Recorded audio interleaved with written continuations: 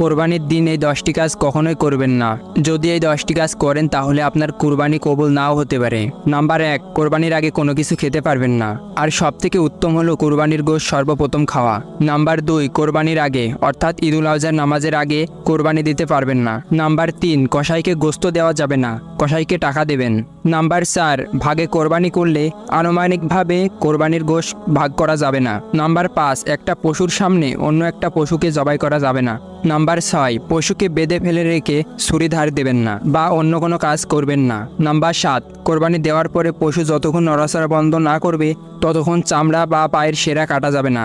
Number 8, কোরবানির গোশতকে কাফের বা মুশরিককে দেওয়া যাবে না। নাম্বার 9, কোরবানির মাংস বা হাড্ডি বিক্রি করা যাবে না। নাম্বার 10, কোরবানির দিন কোরবানির নিয়তে হাঁস মুরগি জবাই করে সেটি কোরবানি দেওয়া যাবে না। হে আল্লাহ, আমাদের সকলের কোরবানিকে কবুল করে নিয়েন। সবাই কমেন্টে একবার লিখি আমিন।